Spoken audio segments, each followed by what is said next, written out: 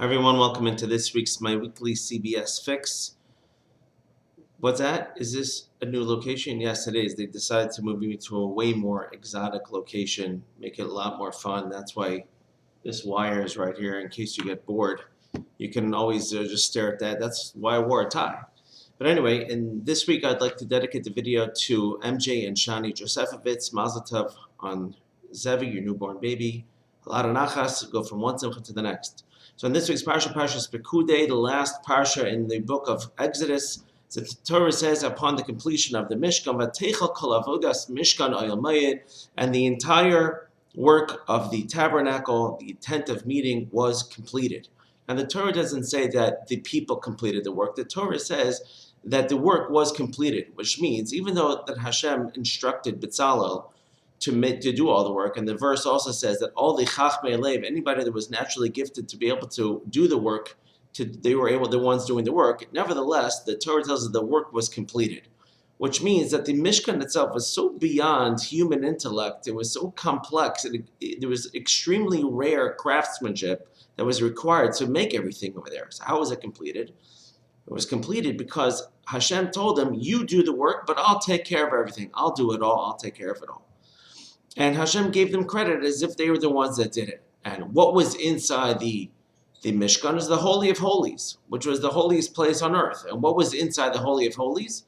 Inside the Holy of Holies was the Torah and the two luchos, the two tablets, upon which were inscribed the Aseres HaDibros. And what was the message of that? The message of that was that as well, as complex as it may be, because when we're talking about Hashem's intellect, and He wrote it, so it's infinitely complex. How can I even entertain possibly understanding the thoughts of Hashem? But Hashem says, I gave it to you, you just do it anyway. I told you to do it, just do it. And we all experience it. We always try to sit down and we all say, my brain isn't good enough I can't do it, I can't. But if we do it, we get assistance from Hashem. And when it comes to doing a mitzvah, it might be sometimes too hard for us to do it. Hashem says, just do it anyway. I told you to do it. Just do it. And we've all experienced something that may have been a little bit difficult in the service of Hashem, but we start doing it, Hashem kind of takes over, and we're able to have success. And not only that, Hashem considers as if we did it. And so therefore, there's no greater happiness.